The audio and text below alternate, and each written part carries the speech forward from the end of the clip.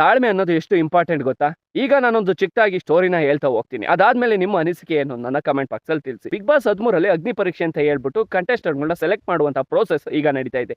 Big boss ಟೀಮರು ಒಂದು ಪ್ರೋಮೋನ ಬಿಡ್ತಾರೆ. ಆ ಪ್ರೋಮೋದಲ್ಲಿ ನೆಗೆಟಿವ್ ಪಾಯಿಂಟ್ಗಳು ಮಾತ್ರ ಇರ್ತವೆ. ಹೆಲ್ಮೆಟ್ ಹಾಕೊಂಡು ಬಂದು ಅದು ತೆಗೆದಲ್ಲೇ ಇರುವಂತ ಒಂದು ಸೀನ್, ಒಬ್ಬ ವರ್ಲ್ಡ್ ರೆಕಾರ್ಡರ್ ಸರ್ಟಿಫಿಕೇಟ್ ನ ಅರ್ಧ ಬಿಸಾಕುವಂತ ಒಂದು ಸೀನ್, ಇದೇ ತರ ಕೆಲವೊಂದು ಸೀನ್ ನ ಅಲ್ಲಿ ತೋರಿಸಿದ್ದಾರೆ. ನನ್ನ ಅನಿಸಿಕೆ ಬಿಗ್ ಬಾಸ್ ಟೀಮರು ಈ ತರ ಚರ್ಚೆ ಆಗ್ಲಿನ ಒಂದು ಕಾರಣಕ್ಕೆ ಮಾತ್ರ ಈ ತರ ಪ್ರೋಮೋನ ಕಟ್ ಮಾಡಿ ಬಿಟ್ಟಿರುವಂತದ್ದು. ಆದ್ರೆ ನಮ್ಮ ಕಂಟೆಂಟ್ ಕ್ರಿಯೇಟರ್ಗಳು ದೊಡ್ಡ ದೊಡ್ಡ ಕಂಟೆಂಟ್ ಕ್ರಿಯೇಟರ್ ಇದು ತಪ್ಪು, ಹಾಗೆ ಹೀಗೆ ಮೇಲೆ ಕೆಳಗೆ ಲಟ್ಟೆ ಲಗಾಟೆ ಅಂತ ತುಂಬಾನೇ ಮಾತಾಡಿ ಆಗ್ತಾ ಇದ್ದಾರೆ. ಆದ್ರೆ ಬಕ್ರ ಯಾವ ರೀತಿ ಜೋಕರ್ ಆಗೋದ್ರು ಈ ಕಂಟೆಂಟ್ ಕ್ರಿಯೇಟರ್ಗಳು ಅನ್ನೋದಕ್ಕೆ ಒಂದು ಟ್ರೈಲರ್ ನ ನೋಡಿ ಸಿನಿಮಾ ಹೀಗೆ ಇದೆ ಅಂತ ಹೇಳಕ್ಕಾಗಲ್ಲ. ಥಿಯೇಟರ್ಗೆ ಹೋಗಿ ಸಿನಿಮಾನ ನೋಡಿ ಸಿನಿಮಾ ಹೇಗಿದೆ ಅಂತ ಹೇಳ್ಬೇಕೆ ಹೊರ್ತು ಟ್ರೈಲರ್ ನೋಡಿ ಅಲ್ಲ.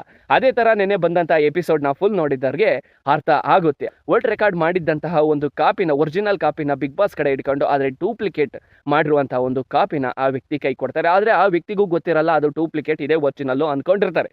ಅದೇ ಅದು ಅರ್ಧ ಹಾಕಾದ್ಮೇಲೆ ಲಾಸ್ಟ್ಗೆ ಟ್ವಿಸ್ಟ್ ಕೊಡ್ತಾರೆ, ನೀವು ಅರ್ಧ ಹಾಕಿದ್ದು ಡೂಪ್ಲಿಕೇಟ್, ನಮ್ಮ ಹತ್ರ ಇದೆ ಒರಿಜಿನಲ್, ತಗೊಳ್ಳಿ, ಇಂಥ ಕ್ರೂರಿಗಳೆಲ್ಲ ನಾವು ಅಂತ ಒಂದು ರೀತಿಯಲ್ಲಿ ಕೊಡ್ತಾರೆ. ಆ ಒಂದು ಸೀನ್ ನೋಡಿದ ತಕ್ಷಣ ನಂಗೆ ಸಿಕ್ಕಾಪಟ್ಟೆ ನಗು ಬಂತು. ಯಾಕೆ ಹೇಳಿ, ಸೋಷಿಯಲ್ ಮೀಡಿಯಾದಲ್ಲಿ ಮೇಲೆ ಕೆಳಗೆ ಹಾಗೆ ಹೀಗೆ ಅಂತ ಮಾತಾಡಿದ್ರಲ್ಲ, ಈಗ ನೀವು ಜನರ ಮೈಂಡಲ್ಲಿ ಯಾವ ಥರ ಜೋಕರ್ ಆಗಿದ್ದೀರಾ ಹೇಳ್ಬೇಕನ್ನಿಸ್ತು, ಹೇಳ್ದೆ. ಧನ್ಯವಾದಗಳು.